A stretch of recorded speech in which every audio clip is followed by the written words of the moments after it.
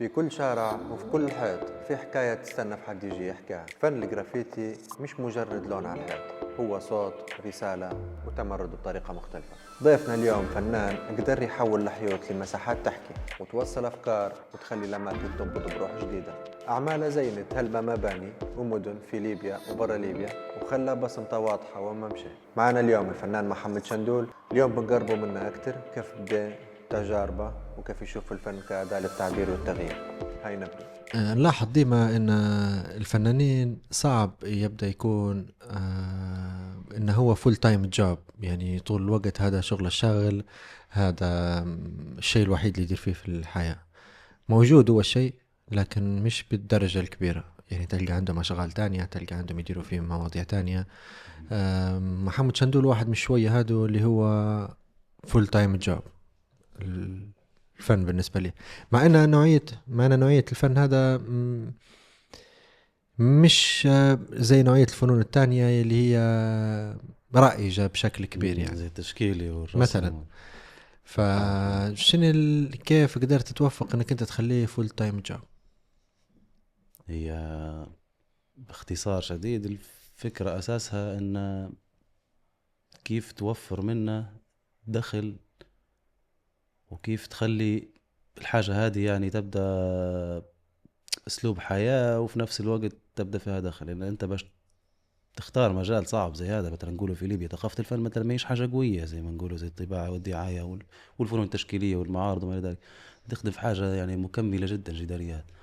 فلما حاولت ان نسوق للشيء هذا على انه هو يكون يخش في المشاريع التجارية زي مطاعم، الصالات الحديد، الحاجات هذه، بدأ الموضوع بشوي بشوي يصبح انه هو شيء نقدر نعتمد عليه. وانا كان هدفي كبير ان انا ما نبيش نخدم خدمة تانية، يعني كنت بالنسبة لي انا ما نقدرش، بالنسبة لي انا هيك ما نعرفش نخدم اي حاجة تانية خاطي الشيء هذا يعني نحب.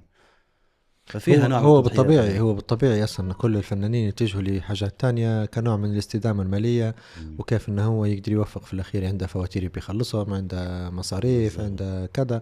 بالضبط فعادة يتوجهوا ان هم يشوفوا حاجة تانية يخدموا فيها، بالضبط. باش هو يوفق ما بين الشيء هذا. في نقطة حتى مهمة في الموضوع هو نفسه، اللي هو شنو في اللي يجي يقول لك كيف كونك فنان. النقطة هي بجدية تبي هذا زعلان لأن هي شنو ديما تنذكر. كونك فنان يجي يقول لك مثلا أنت شغلك بيولي هلبة تجاري، ما تخليش موضوع التجارة هلبة جو إن شغلك يولي تجاري، ما تخدمش هلبة، لازم تركز على فنك وأسلوب. أنا نشوف فيه حاجة مش منطقية الحقيقة. زمان جيت فترة من عمري جو خايف، جو هل شغلي كله تجاري؟ هل لازم أنا نركز مع نفسي وأسلوبي وفني لو أنا ما ناكلش منه وعايش بيه ومحسن منه في حياتي انا مش حنقدر نستمر فيه. يعني بنقعد مثلا نركز، لا انا ما نرسمش الا في الاشكال هذه، انا ما نديرش الا في اسلوبي الا في ستايلي الا كذا، لا نخدم تجاري بالضبط. هو بالعكس ما نعطي. نحسش انه في مشكلة لو انه هما اكتر من تراك يمشي مع بعضه، في تجاري، في ستايلي، في كذا، كل بالضبط مرة بالضبط. حاجة. وتجيك فرصتك حتى في التجاري، تجيك فرصتك. يعني مرات في اللي يعطيك مساحة بعد وقت يبدا واثق منك 100%، يجي يقول لك دير انت شن تبي.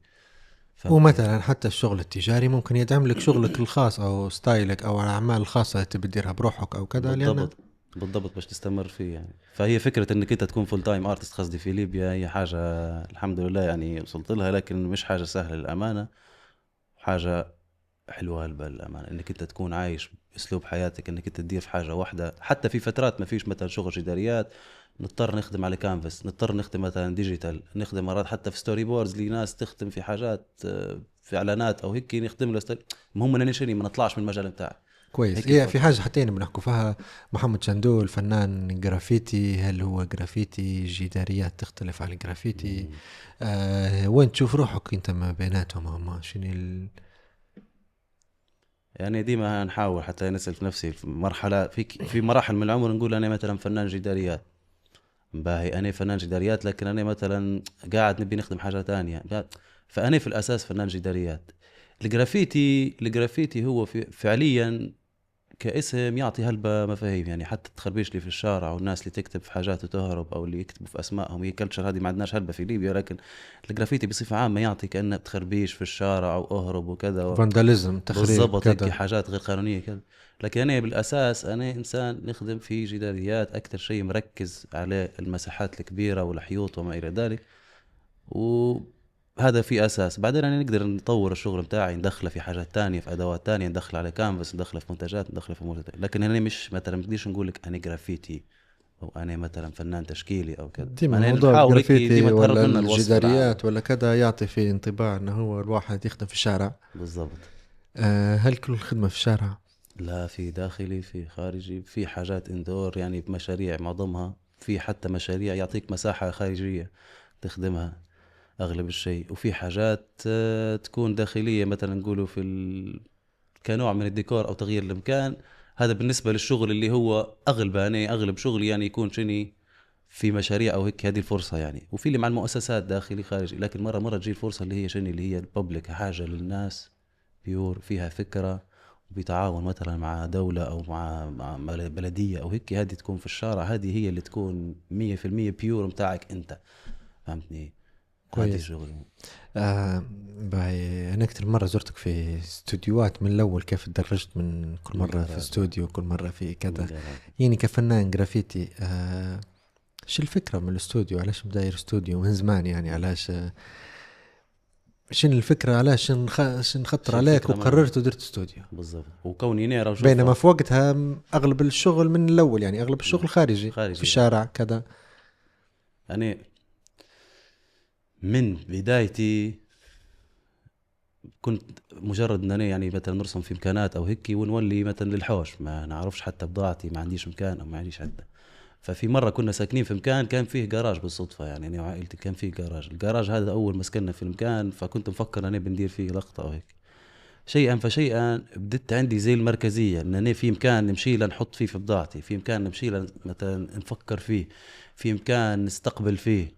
ففكره ان انت يكون عندك استوديو، انا ديما ننصح فيها. لامس كنت مع صديق ننصح فيه، نقول لا قصدي عادي غامر حتى لو اجرته برقم مثلا نقوله مش كبير او هيك، لكن فكره يكون عندك مكانك اللي تمشي له وتفكر فيه وتخدم فيه، لو عندك افكار تستقبل فيه زبون جرب او فيه كذا، ميديومز حتحس مثلا، نفسك ان جرب انت فيه. فعلا حطيت نفسك في الاطار متاع انا فعلا تو نقدر نكون فنان او كذا. ما تقعدش هيك مثلا سارح من قهوه تتلاقى مع زبون برا، بضاعتك ما تعرفش وين، ما تلقاش وين مكان تفكر فيه، حتقعد حياتك نوعا ما منتشره شويه. لكن لما تحط نفسك في استوديو، انا من هذيك الفتره متاع الجراج لما غيرت بدي استوديو بتاعي ما عادش قدرت نبطل عليها الفكره هاي. حتى لما انتقلوا عائلتي لمكان تاني قعدت نحاول انني شني ناخذ المكان اللي انا نبي مرسم. لا انا ما عادش قدرت نكون مثلا في مكان ما فيش العده متاعي او بضاعتي او كذا، فقعدت مستمر واعتقد بيه هذه واحدة لحد من اليوم. النقاط حتى هي اللي تدعم فكرة انك انت فول تايم جوب كفنان بالضبط يعني.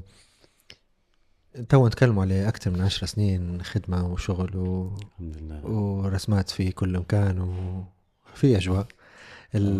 هل تحس إن عندك ستايل معين؟ يعني مرات مثلا هالبنات يشوفوا الخدمة بيعرفوا إن هذا محمد شندول، لكن أنت هل تحس إن هذا ستايل أصلا؟ كيف وصلت له هل وصلت له ولا لا؟ هو ما انا مانيش عارف. وهل أنت تشوف إن مثلا هذا هو ستايل محمد شندول وخلاص وصل ولا شن؟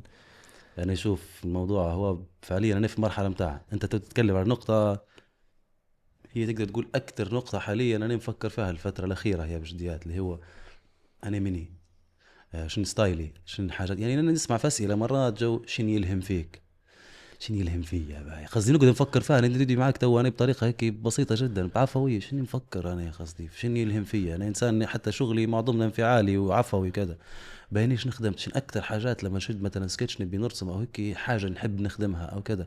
ففي المرحله هذه مريت بهالبا حاجات، نفكر انا شنو نبي ندير، شنو هو اللي نحب نرسمه، شنو هو اللي نبي نديره، شنو هو اللي فبديت نعطي في سكتشات من نفسي انا هيك نحاول نخليها ارتجاليه باش نعرف انا فعلا شنو اللي يدور في عقلي، عرفت؟ فلقيت نفسي مثلا مايل الى ان انا حاليا في المرحله هذه مثلا مايل للشخص هذا اللي يلبس في العمامه، اللي هو مثلا نقوله تارقي هويه الصحراء، رموز اكاكوس الصحراء كذا. مع اننا مثلا نقوله من البقعه الجغرافيه اللي هي غرب ليبيا، اللي عايش في طرابلس مدينه قديمه قدام البحر وكذا، فنقدر نتاثر بالحاجات هاي. ممكن لان انا عايش معاها ديما في حياتي، فما تشوفها ما عادية؟ نشوفها عاديه، ممكن هي ملهمه لانسان عايش غادي. لكن انا حتى الجنوب مثلا قاعد في ليبيا، فانا لما مشيت مثل غاد قاعد الهمني هلبة لما حطيت رجلي في الرمله ونشبع في حاجه دي. بالنسبه لي انا هذه حاجه هيك حسيت روحي اني الهمتني تو. ممكن حتى تحسها وبشوي بشوي كل مره تدخل غنية عنصر، بهلبة عناصر، تحس إنه غادي يقول لك حتى هنا غنيه بهلبة عناصر، وحتى الشرق غني بهلبة عناصر. فهي موضوع شني ما فيش افضل، لو بتشوف لها من هذه افضل وهذه افضل، مفيش افضل. موضوع انا شن الهمني، ممكن حتى التاريخ أعمق ممكن أو أقدم وفي يعني تفاصيل أكتر تخش في وفي- موضوع هيك تاريخنا وتاريخكم حيالك، بعدين تلقى روحك هذه وشني تاريخها قداش سنه وهذيك قداش سنه وهنا فبتلقى ان الموضوع انا شنو ارتحت عفويا هيك، يعني شنو حبيت ندير الجهه هذيك، حسيت روحي انا مستمتع فيها حاليا انا عاجبني الجو اللي غاد، ونحاول نطور فيه ونحاول نكتشف نفسي.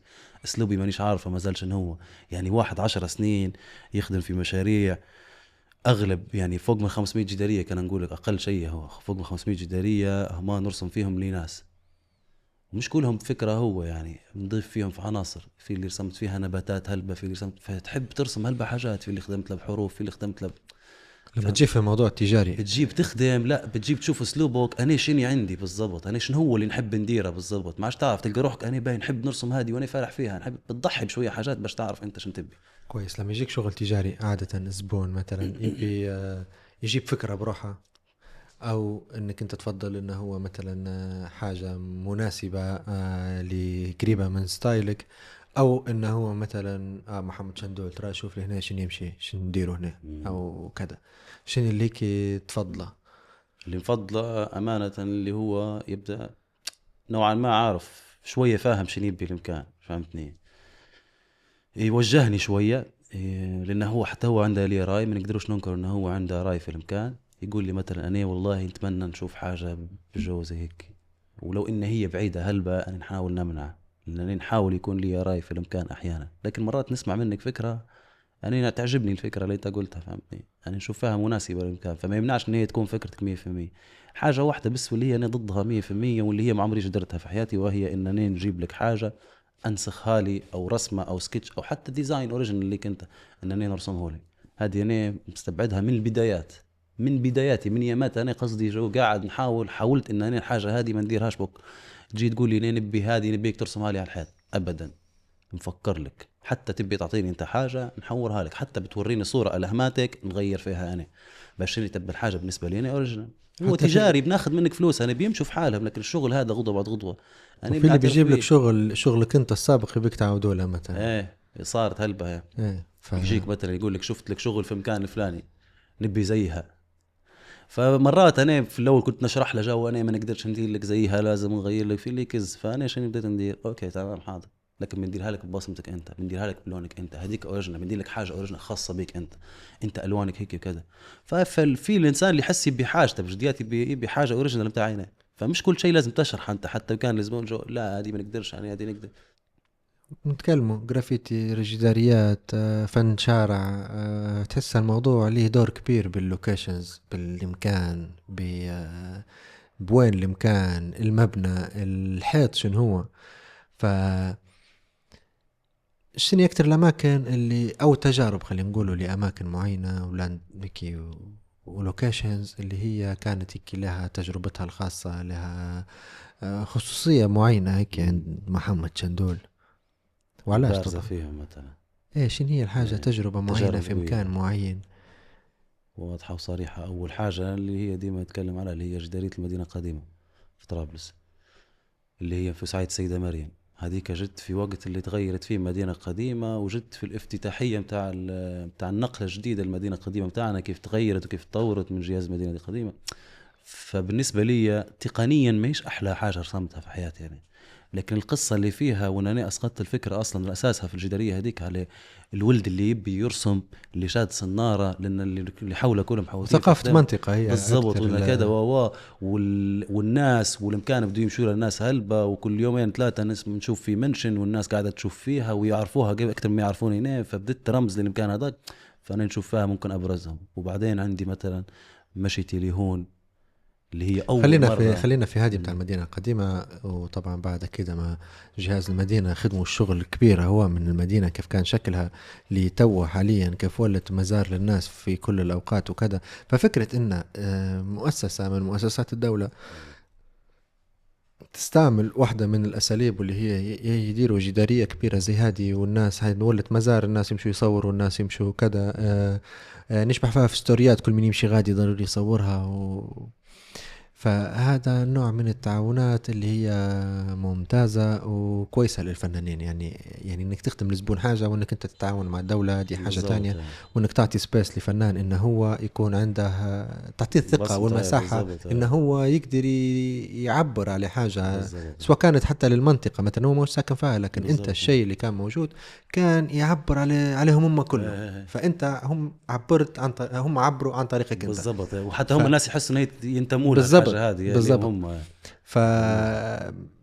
فبرافو على الشغل اللي خدمتها، وفي نفس الوقت ديما نقول فيها يعني شاوت اوت لجهاز المدينة القديمة وللناس اللي كانوا مسؤولين عن الشيء هذا. كنت احكي لي عليه هون بعد مدينة قديمة. طبعا على النقطة هذه انت طبعا شنية لقطة ان يديروا حاجة في حدث او في تغيير او كذا اللي هي جدارية او هيك يعطوا بصمة لإنسان، هذه حاجة لو استمروا عليها هي شوية فيها نوع من الخوف شوية، لأن هي حاجة جديدة. أنا أعذرهم يعني حتى الجهات وما إلى ذلك مرات ما يطلبوش فيها الحاجة هذه، لأن مرات شيني ما جربوهاش قبل. لكن الناس بسيطة يحبوا الحاجة اللي فيها نوع من الترفيه. هو بالنسبة لي حاجة كأنك مزين لشارع، نوع من الترفيه، يبي بيصور بحدها بيدير بها جو وبيمشي في حاله. بالنسبة لي حاجة لما تدير حاجة زي هاي تعطي شعور إنني في أمان هيك، إنني وصلت بديت حتى نرسم معناتها مرتاح يعني مزين فيها حاجات هلبة ما نعرفش إيجابياتها بالضبط نقدر نشرحهم لك، لكن حتى الناس لما تشوف يعني ترددهم على مكانه كيف يصوروا فيها كده، أنا بالنسبة لي خلاص يعني ولت من الماضي وجدت وكده. لكن الناس قاعدة تمشي وقاعدة تدير لها فصور وقاعدين يصوروا بحتها، يعني تقول يعني هي فيها نوع إيجابية يعني تبان نوع من التغيير، والناس بالضبط. تحب التغيير سواء كانت حاجة بسيطة. بتراعي فيها الأمور اللي أنت ما تبيهاش واللي الناس ما تبيهاش، وبتراعي فيها المحيط متاع البيئة وين درتها أنت بالضبط، وبتختار من اللي بيديرها عادي. حتى تطلب من 10 فنانين يعطوا اقتراحات وتديرها مثلا الحاجة ممكن تشوف. وعلاش مثلا تحس انه هو الشيء هذا قاعدين يخافوا منه؟ هل هو لأن رسمة؟ هل هو لأن شيء جديد عليهم؟ ردة الفعل. أنا نقول هيك ممكن في اللي يخاف من ردة الفعل، لأن ممكن حتى الناس الفترة الأخيرة احنا في بلاد يعني مراحل نقولوا تغيير، فهمتني؟ الناس بادي يتعلق على كل شيء، أبسط حاجة تصير غريبة بيديروا حاجة في جزيرة كذا في دوران كذا، فالناس مولي انتقادية هلبة. حتى احنا في يعني مفروض كنوع من الليبيين يعني حتى احنا فينا حاجة ما نخلوش الحد مثلا يدير حاجة للأخير، او طول نحطوا الراي مثلا هذا داعمينا او فبعطينا فلوس او كذا فاضيين انتم. كان هذا النقاط هذه مهمه جدا. مرات تخلي حتى الانسان يفشل انه هو يدير لك حاجه. يعني مرات انا مثلا جهاز جاني فنان متطوع يبي يدير حاجه وخذ مواد او عاونته بمواد ورسم هذيك الحاجه، تنوض انت تكتب لي في التعليقات مثلا داعمينا وفلوس وكذا وناس واقفه على المصارف. باني انا هذه مهمتي، بانيش بندير، بانيش هاد بلديه مثلا ولا بندير حاجه، مش بندير حاجات من اختصاصي ولا بنقعد انا كلنا نسيب كل شيء وبندير حاجات تانية. ففي امور افصلها على بعضها، فهمتني؟ يعني هذه حاجه لازم تصير، لازم تستمر، كل هالخطوط لازم تمشي في نفس السياق، فهمتني؟ هذه نقاط حساسه وصعب تدرس فيها بالتفصيل. الناس حتى لازم ترخي شويه هيك متاع لما يشوفوا حاجه كويسه يشكروها، ما عجبتكش قول النقاط اللي ما عجبتكش. في نفس الوقت قاعدين يشوفوا مثلا تهجم على شغل تاني فيه تعليقات هلبة إيجابية بالضبط، يبوا منا الشيء هذا أكتر. يعني في الأخير الناس كلها مش نفس الفكرة. أنا أحكي لك من باب الإنسان اللي يبي يدير حاجة خايف من شيء. الإنسان اللي يبي يدير هالحاجة هذه مثلا في مؤسسة أو في بلدية أو كذا، مرات هو أنا نعتقد أنه هو مرات خايف من ردات الفعل اللي بتكون يقول لك مثلا أنا خاطري ندير هالحاجة. حتى في فكر سايد انه هو مثلا انت رسم انت كذا، احنا مش في الاولويات ومش في وقت احنا توا يعني بالزبط. في مرحله معينه عندنا اولويات اهم باهي بينما ما نشوفش ان من الراي هذا ايه ما نحسش ان لكن في الاولويه هذه تتعارض مع اي اولويه تانية. هذيك اولويه ماشيه بحالها بمشاكلها بحلولها، وهذه حاجه قلت لك كلها لازم تمشي، كل واحده تمشي في خط بروحها يعني تمام، لان هي ما هيش احتفال او ان هي مثلا حاجه بتديرها في يوم وكذا وبتصير، هي حاجه بتندار بترسم عض الله زوقت مكان تعبت عليه او نقشت فيه حاجه وبتمشي في حالها.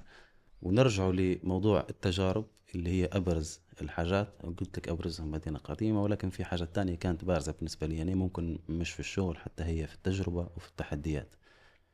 ابرزهم شغل عندي في سبها، خدمت فيها في 7 مدارس. نتذكر فيها في فترة ما كانتش يعني وضع سبها ما كانش أفضل، ما كانش الأفضل يعني في فترة كورونا وما إلى ذلك. حتى الوضع ما كانش في ليبيا بصفة عامة ما كان مليح في هذيك الفترة. كانت تجربة شفت فيها ناس من مختلف ليبيا في مكان واحد اللي هو تعرفت فيها على ناس تبو، تعرفت على ناس توارق، تعرفت على ناس من ليبيا، يعني من نقول من قبائل كبيرة معروفة وكذا. فكانت بالنسبة لي تجربة معرفية أكثر من أني رسمت. يعني اللي رسمتها كلها علشان عليه تجر عليه الجائحة وكورونا وما إلى ذلك في 7 مدارس هذوكم، لكن التجربة كانت أكبر من هيك، اللي معرفتي بالناس والثقافات وليبيا شن فيها بالضبط. أوكي تو بديت نفهم يعني في بشوي بشوي جغرافيا. لما روحت مشيت بعدها لهون الجفرة. في هون استقبلوني شباب ما نبيش نقول لك ان هم ممكن من خيرة شباب ليبيا للأمانة، يعني من أفضل الناس. يعني قعدت معهم حتى هم فترة أسبوع، ودرت جدارية في مدينة قديمة الداخل، وتعرفت على المدن القديمة اللي عندنا، وبديت نفهم هذا حضور، هذا بدو، شو معناتها كذا وكذا. عرفت إن عندنا مدن قديمة تحت الرملة قاعدة، ومشينا شفناها بعيوننا إن تشبه جزء من مدينة قديمة في وسط الرملة في هون قاعدة. يعني يقول لك هذا إحنا هيك، هذه عندنا 3 مدن قديمة قاعدات أو ما في تحت الرملة.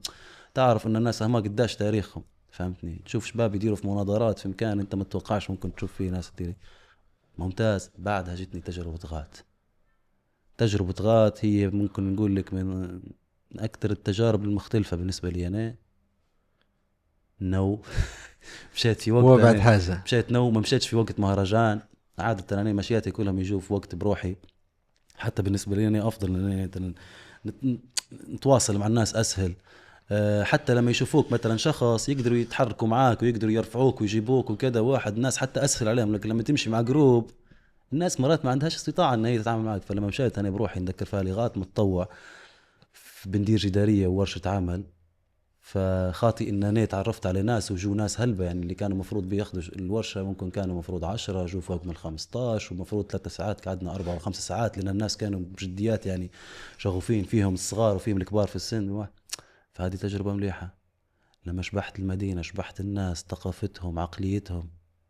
والله لا في حاجات عندنا في ليبيا بجديات هيك تكون قصدك حاجة. اليوم انا كان فرحان مثلا ان هادو في وسط الحدود متاعنا هيك جو ناس بجديات بطريقة تفكير مختلفة. هم ليبيين زينا في كل شيء، لكن هيك لبسهم، حياتهم، طريقة اجتماعياتهم مكونات مختلفين، تانية. مكون مختلف. ايه لكن في نفس الوقت ما حسيتش ان مثلا موضوع الجداريات او الجرافيتي مثلا انه هو حاجة ممكن تكون جديدة عليهم في هذيك البقعة بالذات مثلا، او بحكم المسافة او بحكم هو انا هيك بتاع بتتوقع ان انت ممكن تقول احنا عاصمه وكذا. اسمع، عقليه العاصمه موجوده هي بتاع ان احنا كل ما بتبعد في اي مكان في العالم جو بتحس ان مثلا فكره قبول الفكره بتاعك ممكن حتكون اقل. لكن بالعكس للامانه، مع احترامي لطرابلس واهلا، التعقيدات اللي هنا اكثر نواجه فيها من لما نطلع لبرا بجديات. ما ممكن من لما تجي ضيف وترحيب وكذا فكل امور تنفتح لك بسهوله، فهمتني؟ ما شفتش اي نوع من في شويه تصير حاجات بسيطه طبيعيه جدا. تعال احنا هذا المكان كذا ومع الشرح يمشي. لكن قصدي بيجي نقول لك مثلا الجنوب يخدموا في حاجات بالفن بيديهم، غير انت اعمال الجلد متاعهم، النقوش متاعهم، الرسومات متاعهم. قصدي يعني عندهم شغل، هم اصلا فنانين في حاجات اللي قاعدين يديروا فيها. فانت مش جاي جديد، يعني انت ممكن جاي قاعد تعطي بس في لمستك ومش الحال. لكن بجديات كانوا مرحبين جدا، يعني ما فيش تسكير. 10 سنين مع 10 سنين قاعد محمد شندول يتطور، كل مرة ينتج أكتر، كل مرة الفكر حتى هو يتطور، الأعمال تتطور، اللوكيشنز كل مرة من حيط صغير لحيط كبير لاختلاف، كل مرة حاجة جديدة، وكل مرة مثلا لنوعية الفن هو اللي هو ما فيش مثلا مهرجانات، ما فيش نشاطات بشكل كبير، ما فيش سوق، مش ما فيش سوق، لكن ما فيش مثلا معدات موجودة في السوق في هالبا حاجات. يعني مش زي مثلا نتكلموا على ارت فورمز تانيات، موسيقى، فن تشكيلي، في كل مكتبة تلقى الأدوات، الحاجات، في أمور زي هذه. هل مثلا تحس ان في ليمت معين ماش تقدر تفوتها؟ هل تحس مثلا بفقدان الشغف او يصير لك ارت بلوك مثلا في نقطة معينة؟ نعرفش كيف الوضع بالنسبة ليك بالنسبة لجرافيتي ولا جداريات. وانا اخترت حاجة الامانة مش سهلة بك. فلو بندوي بنحط الموضوع على الوضع المجال بتاعي في البيئة اللي انا فيها، فحيكون موضوع كلامي حتسمع كله سلبي. انا اخترت مجال صعب مخالف.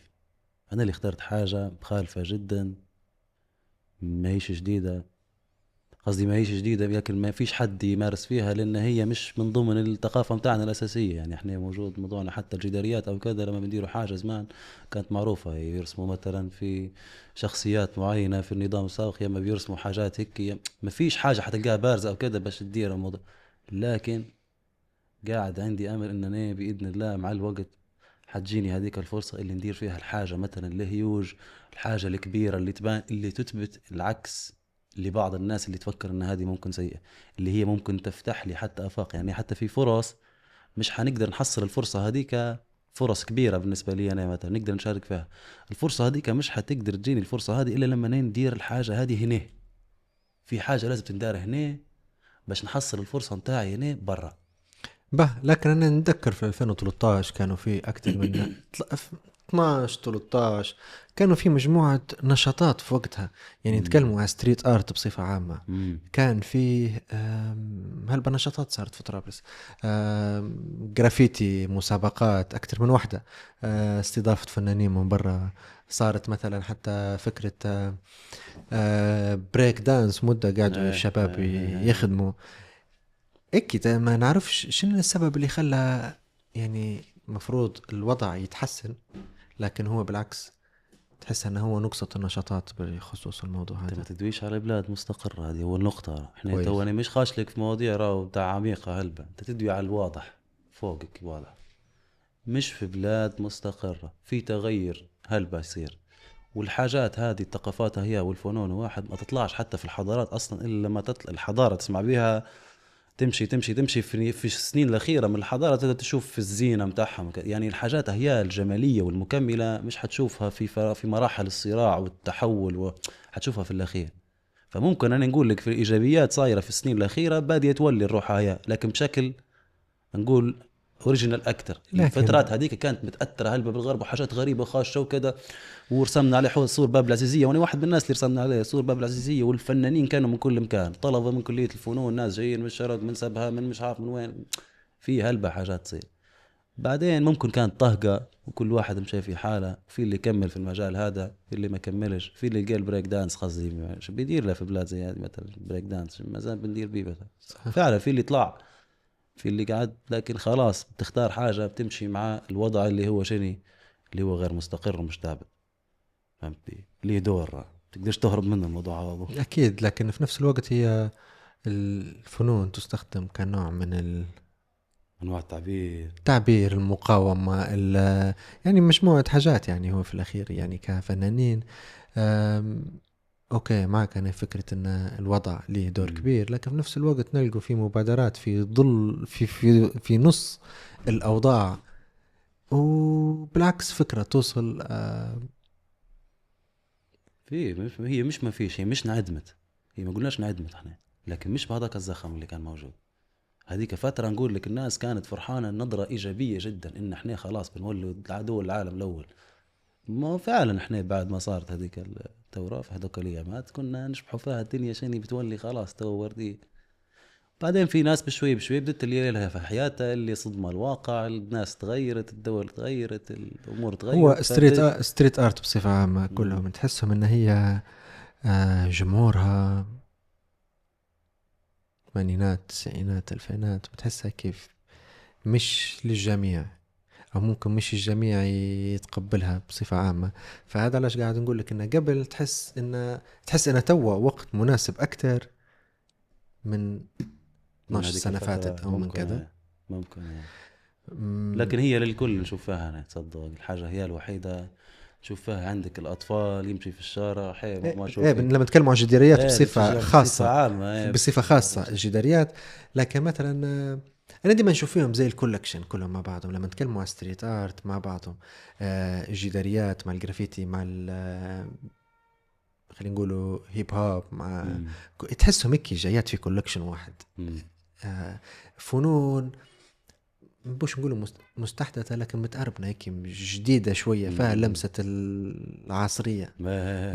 فممكن أكتر حاجة تمشي مع جميع الفئات هي في الأخير عمل في الشارع،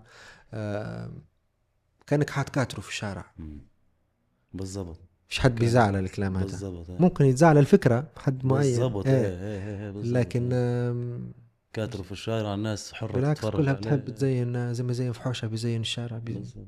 واي حد يقدر يشوفها واي حد يقدر يصور بحذاه وللناس هيك حاجه نلاحظ فيها هي بمدن. مكمله راتها ما تجيش هي رات حاجه زي هذه تجي مع انسان تو بيقول قصدي به لان هي شيء مكمله هي زينه يعني تو مثلا في المغرب انا قبل ما نكلمك تو قبل ما نخش انا وياك في الحوار هذا نص ساعه شبحت بوست منزلين فيه جو المغرب تو في كاس افريقيا جو شوارع كاس افريقيا الجداريات في كل مكان في المغرب يعني حاجه غريبه جدا الشوارع واتين مش زينة. للضيوف لكن حاجه تعطي هيبه للبلاد بجديات لما جيت خاش تشوف يعني موتين لك الجو مهيئ الامكان للحاجه هي لانه هو شنو هو الحمد لله ان شاء الله ربك يدوم عليهم الاستقرار ناس مستقرين امورهم طيبه فكروا حتى في بعدين يفكروا تو في التجميل انت في مرحله انا فنان ونقول لك ما انا نقدر نجي نقول لهم لكن انا نقول لك انت في وضع عندك هيك شويه امور تستفها تمشي امورك تقدر بعدين تفكر تقل لي تليفون عشان دول تعال يعني شوف في هلبة دول في هلبة مدن باهي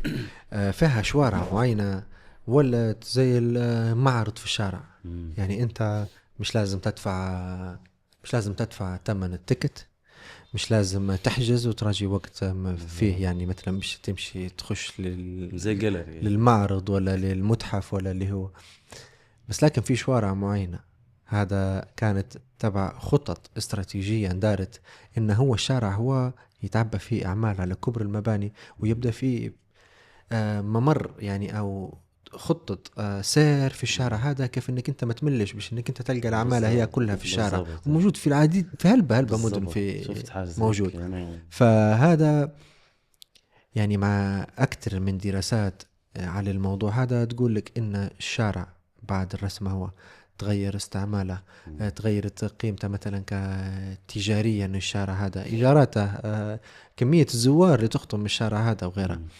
فنتمنى نشوفوا حاجة زي هذه في تبدأ مكان سياحي للناس واحد من النقاط اللي تبدأ تشوف فيها مثلا في أهم أنت لو جاي لبلاد ومهتم بالفن بتجيك في أول قائمة شني في عندكم هنا بيقولك مثلا الشارع هذاك مثلا كذا تغيرت وظيفة المكان قصدي خلاص تبى تمشي الشارع هذاك أنت بتشوف فيه كل شيء مع بعضه موجود في المكان معرض مفتوح هيك تمشي تاخذ قهوتك وتقعد تمشي وتتفرج تشوف يمين هذه فنان حي هذا نعرفه حي هذه بروحها لها دور فهمت حي هذا شنو يقصد بهذه صح فيها حاجة تانية حتى هي شبحنا زمان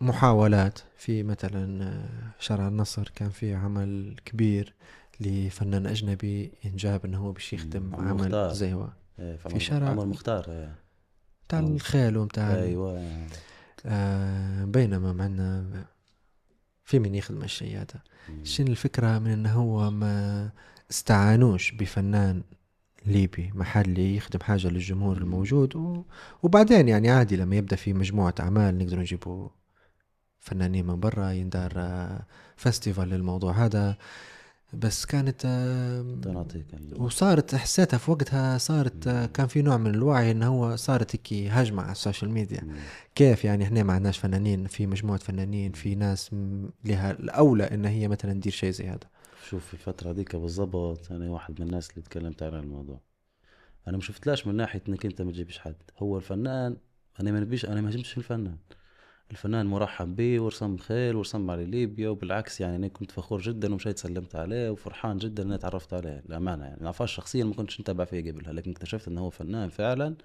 ومدير حاجات في العالم والله يبارك لما مشيت لأنا شفت الفن بتاعه بس بعد ما صارت الفكرة هذيك قلت خلي نزيد بما أن فتحت الفرصة ليه الإنسان هذا هو اللي عرض عليهم يعني هم ما جابوش هو كان يخدم في مشروع معين وهو فنان وكل دولة يسافر لها يعرض فيها في المجال بتاعه يعرض فيها في أنه هو يدير جدارية فهو عرض الفكرة في هذاك الوقت والفكرة هذيك اندارت وبسهولة وتسهلت فأنا في الوقت هذاك الحق حاولت ندير نفس الشيء ما نعرفش هل أنا وصلت في ناس الغلط ما تواصلتش مع الناس الصح ما أنا ما جتش موضوعي ما باش يمشي صح على قد ما حاولت أن أنا في نفس المبنى ممكن ندير حاجة قلت باهي جت الفرصة أن أنا ندير فيها حاجة نفسها فللأمانة ما وصلتش لشيء فهذا علاش أنا تكلمت في هذاك الوقت وطلع هاشتاج وقصة لكن أنا مش ضد إن الفنان يدير شيء ومع انك انت تستضيف ناس من اي دولة في العالم يعبروا في سياق المجتمع متاعك انت، حتى بيعبروا بستايلهم هم عادي. صارت قبل بالعكس في حلوة هذه. بالعكس، ما قبل ما تكلمش عليها حد، صارت قبل زمان مؤسس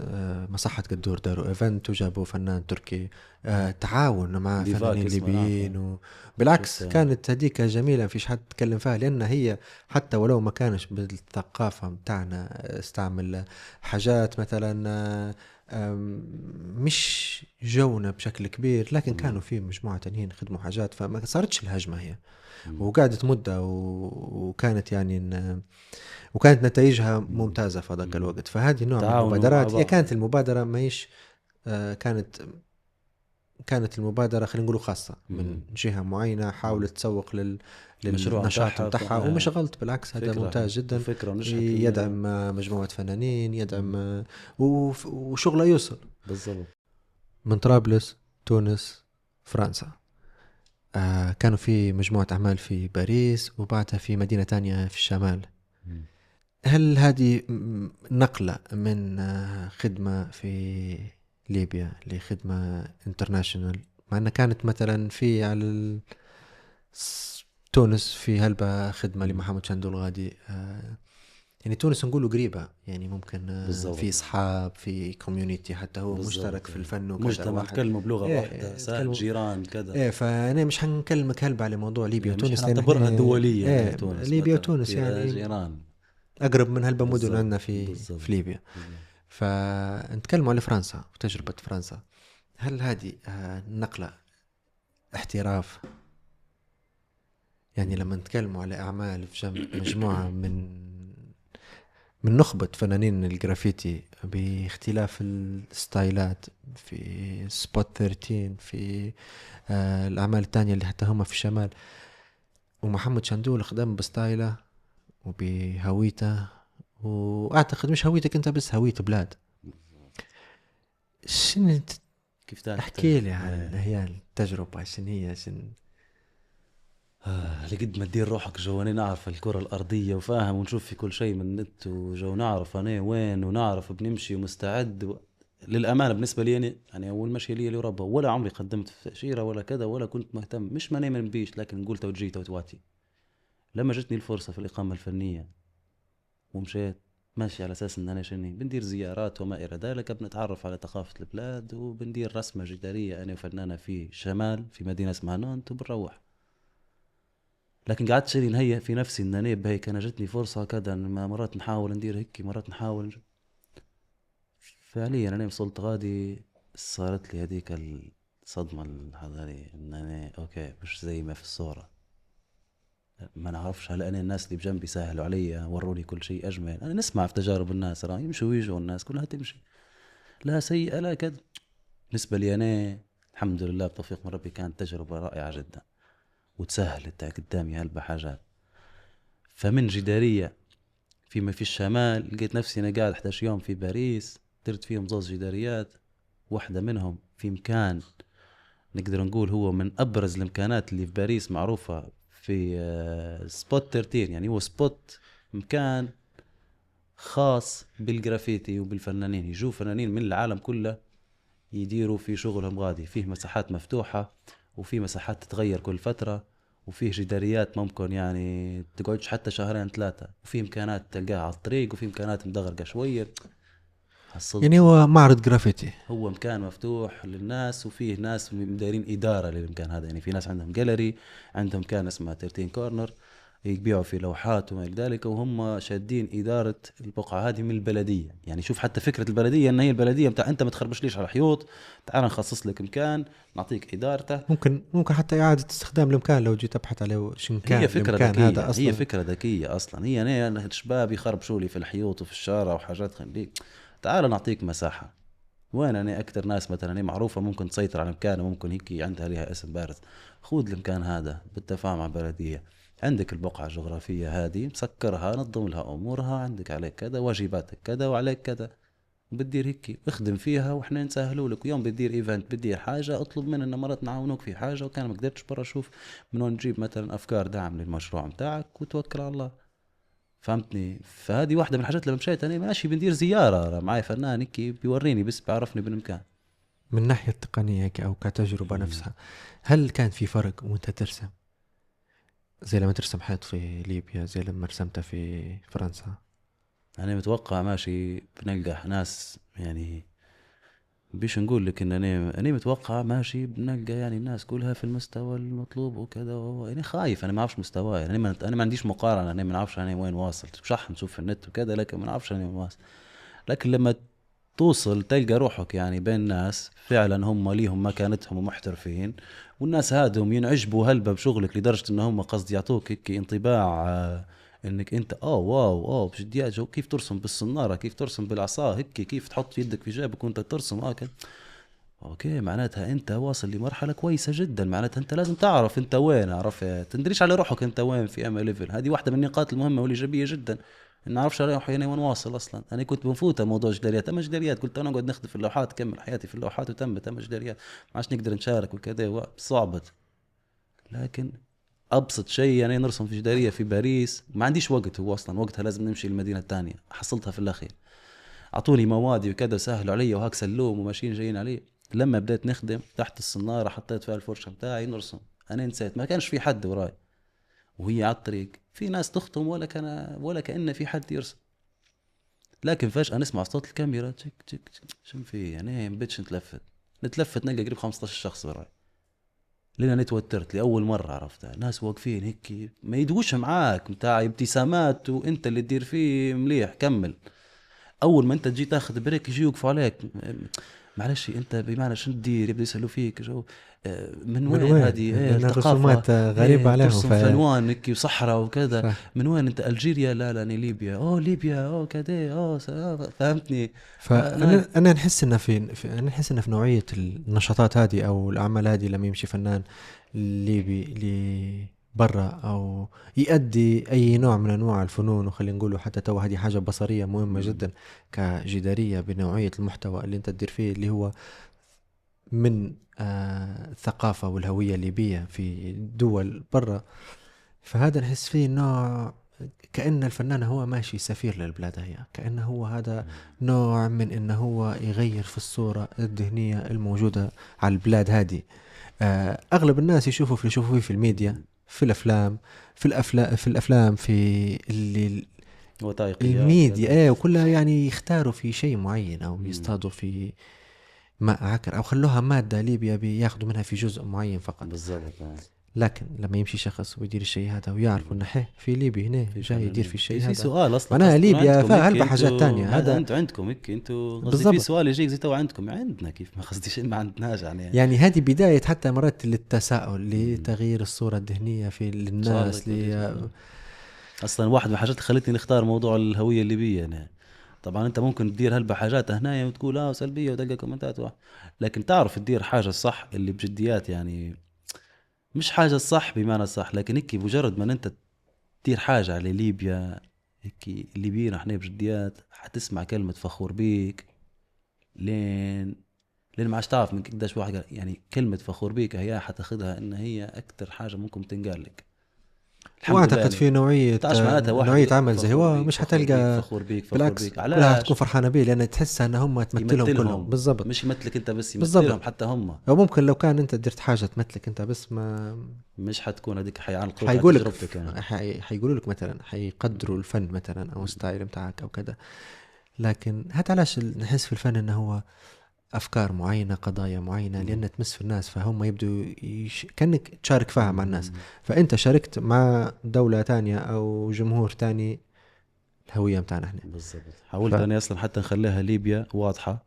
هذه واحدة من النقاط إن في كل جدارية احنا عندنا توارق موجودين في ليبيا موجودين في دول جوار في الجنوب موجودين في الجزائر تشاد فأنا بخليها هيك مفتوحة ما يعرفوش الناس شنو على البحري لا كتبت ليبيا في كل الجداريات علاش تأكيدا إن لما بيجي حد لنا سألوني هل قاعد يسألوا فيه فلما يسأل فيه جو أنا نبي إجابة واضحة كتبت ليبيا خلاص هذه من وين من ليبيا أوكي في الجزائر وفي كذا لكن هذه بس العمل هو متاع واحد ليبي فكرة تعاونك مثلا حتى مع الفنانة الفرنسية اللي في الشمال هل جاك شوية بريشر إنك أنت مرة دي مش حتخدم بروحك حتى كان عندك تعاونات مثلا مع ليبيين ومع توانسة ومع يعني زي ما قلنا احنا ما نبوش حسها في فرق ما بين لما نتكلم على واحد في الأخير نفس اللغة نفس الكذا نفس حتى السكيل متاع التصنيف الفن متاعه وكذا.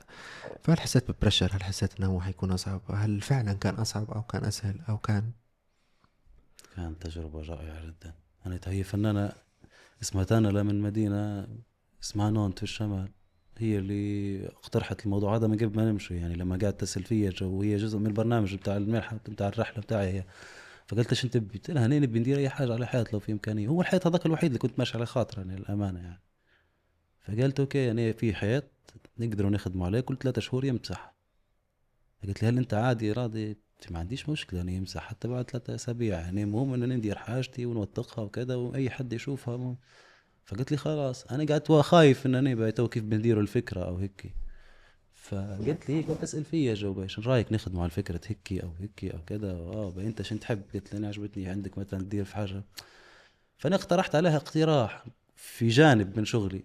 قلت لي ما عنديش معك مانع مشكلة واحد. قلت لها نقترح انني نرسم راجل جايب جرة، والجرة هذه فيها رسومات اللي هم اشكال اللي هم زي الناس ما نرسم فيهم ديما اللي هم من اكاكوس طالعين. قلت لها هناك نوع من الانتشار، نوع من الود، نوع من الشكر ليك ان انا جايب لك الجرة هذه وفيها الحاجات هم اول شيء تعرف عليهم الحاجات هم اللي انا جايبهم لك اللي هم زي الكنز بالنسبة لي يعني الجرة هذه. وتاني شيء كنوع من الانتشار الحاجات هم بخليهم عندك انت في ايدا امينة عرفتي. وهي رسمة يدين واليد هذيك كانوا فيها الرسومات امام تاع كاكوس الاشخاص اللي نرسم فيهم انا مركزين في اليد اللي هي رسمتها عرفت. في الالوان لما اعطيتها سكتش اللي انا بندير الالوان قلت لي عجبوني الوان حاره وداك نوع. قلت لها تبي تغير؟ لا قلت لي عجبوني وانا نبيها تكون هيك بستايلك وبالوانك وبكذا واحد وانا متعاون. كانت تجربه مش نقول لك رائعه، اروع من الرائعه جدا. مصور يجيك من الصبح على خاطرك ما تعرفاش وما يعرفكش يجي يقول لك انا عجبني موضوعك نوثقه عادي عادي ونبعث لك كل شيء. يجيك من الصبح قبلك انت تلقاه يستنى فيه باش يجي يوثق لي. 10 سنين من الخدمة في طرابلس في ليبيا مدن في وسط البلاد هنا. تجربة فرنسا هل كان فيها فرق في من ناحية الخدمة من ناحية الجمهور نفسها؟ شنو الحاجات اللي خلتها مليحة أو مميزة وشنو الحاجات المميزة عندنا هنا في كخدمة في البلاد هنا مميز غادي والمميز وهنا؟ غادي تحس نفسك انك انت ممكن ابسط حاجة تديرها حتبان حتنشاف من هالبناس ممكن تقدر تضيف لك الفرصة متاعك اكتر. يعني بمجرد ما انك انت تدير جدارية واحدة ممكن تقعد لي شهور ناس قاعدة تتواصل معك قاعدة تدير لها في بوست قاعدة تدير لك في منشن يقروا عليك يتواصلوا معك يجوك طلبات من برا يخشوا يقروا الاكاونت متاعك يقروا الاسم يخشوا يشوفوا يلقوكم داير لوحات يطلبوا منك اعمال فنية. يعني شوف فرق بسيط جدا. لوحة ممكن ما اخدتش مني يومين تامات ممكن كلموا عليه 14 يوم 18 اليوم 9 ايام منهم وانا نرسم في جدارية. هذه بتاع باريس مثلا فيها يومين بس يومين ما كلهم جيت بعد الساعة 4 يعني كملت مثلا شن عندي الصبح مشيت الساعة 4 نخدم مثلا للساعة 9 أو للساعة 8 تمام. التأثير الإيجابي اللي قاعد يجي منها إلى حد اليوم خزي الله يبارك ما وقفش الحمد لله فهمت يعني أكثر ما أنا توقعته. ففي فرق كبير بينك أنت تخدم حاجة هنا كاكسبوجر أو كفرص بالضبط أو كفرص كناس وكمتابعين ناس تتابعك في جديد من جنسيات راه مختلفة. راه مبيش نقول لك فرنسيس راه الفرنسيس ممكن نقول 70% والباقي جنسيات تانية من البرازيل من ألمانيا من دول تانية. يعني أعتقد هذه ممكن تكون من سببين. ممكن الأجانب اللي قاعدين في فرنسا وفي نفس الوقت خلينا نقولوا المنصات اللي شيرت الخدمة هي يعني في منصات شغلها الشاغل ان هي تدور وين الفنانين شن خدموا الجرافيتي تبدأ تشير في الأعمال هي وتعطي في مثلا بشرح على العمل شن هو منين جاي منين الفنان شن اسمه من هو منشن للفنان باش الناس تزيد تشوفه. ناس عايشين للشيء هو ما يديروا في شيء تاني هيك ينوضوا الصبح يمشوا يدوروا على الجداريات اللي في الشارع كنوع من الصحافة كنوع من الصحافة. في اللي صحفيين خاصين بالشيء هو ليه شفتهم مرة قلت باهي مرات واحد مرات اثنين يا أخي لحد اليوم قاعدين ما يوقفوش. قصدي ناس الشغل هو مشغلتهم قال لما يديروا في شيء إنهم يصوروا في العمل ما يرسموش. يعني يجيك حد مرات صار معي موقف أنا هذا غريب يعني أول مرة يصير معي. جاني شخص عنده هيك زي السكتش بوك وانا نخدم وكنت بنجيب بضاعتي وضل مثل عين خلاص نبي نروح نبي نجيب البضاعة، قاعد يقول لي نعاونك، هو كان يصور محتاج. قلت له باهي سامحني انا تو نجيب بضاعتي. باهي قال لي غير نبيك بس تدير لي هيك اي سكتش اي حاجة بس في السكتش بوك متاعي. يعني قلت له باهي حاضر غير نجيب بضاعتي نعاونك. قال لي يا راجل كبير قصدي انسان محترم جدا. قلت له قصدي بمعنى شكرا هلبا لكن تو نجيب هنبدا. تبعني ومشي معي للقري وقعد يستنى فيا. انا هدرت مع نسيتها مرات. استنى فيا جاني بالسكتش بوك متاعه قال لي بلالك معنا دير لي اي حاجه يعني اي سكتش. بعد ما كملت سكتش قال لي بيك تكتب لي ليبيا هيك يعني نبيها ضروري. قال تكتبها لي. قلت له يا عيني كتبت له ليبيا. لما مشي يروح قالوا لي هذا الانسان اللي انت كنت معاه، قالوا لي هذا كوليكتر انسان يشري في اعمال وقصدي انسان يعني نعرفوه كلنا، واحد من الناس اللي يجوا ياخذوا مننا مرات في اعمال ويوازي في حاجات وكذا واحد. لكن تصرفه معي كان متواضع لدرجه ما بيش نقول لك انه يعني كان يشوف فيه يعمل فيه بحاجه يعني يشوف يعمل فيه بطريقه حلوه هلبا بتاع ان انا حاجه كويسه يشوف فيه حاجه كبيره. أعطيك قدرك. بجديات اعطيني قدري الامانه يعني تقدير قدرني. خشيت لآرت ستورز في فرنسا. شوف محلات الجو الارت سبلايز جو اللي يبيعوا في المواد الفنيه والامور هي بيش نقول لك انها هي حاجه هيك جو. بالنسبه لي انا عرفت طفل صغير خاش هيك عيل صغير خاش لمحل العاب يبي كل شيء هيك صار لي جو نبي هادي ونبي هادي وهادي حيك انا ارفع هادي حي هادي تفكر في وزن مشكلة وزن هذا كيف تشحنه كيف وزن تروح كيف بيه. بروح لكن بيه يعني في حاجات انا شبحتها جو خلاص قررت ناخذ حاجه واحده.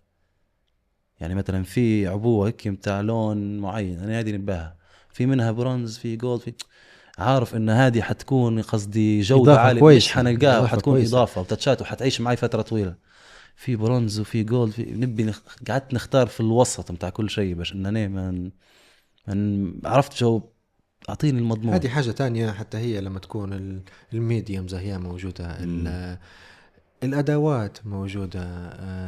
هذه نحسها تغير واحدة من الحاجات اللي تغير في المشهد الثقافي أو المشهد الفني سهل في المنطقة. يعني لما نتكلموا مثلا على مدينة ما فيهاش ولا محل يبيع الجيتارات كيف تبي عازفين؟ مدينة ما فيهاش ولا محل يبيع مثلا ألوان ملونة مثلا زي غات مثلا في غات رفعت معي زواق لأن بجديات ما فيش محلات تبيع فيش محلات ملون تلونه بروح كمبيوتر فيش يعني كلها تخدم بالقلم وبالورقة في ورشة العمل. يعني رفعت معي طيلان نذكر فيها وشو قاعدة نرسمه به هو واحد يعني أشوف هذه أبسط حاجة. لكن هنا في بالك نتكلموا عليه مدينة فيها مش عارف كم ارت ستور كم فيها معرض كم فيها مثلا كولكتيف من هم اللي هم مهتمين بالجرافيتي والجداريات والمعارض والايفنتات ما يوقفوش.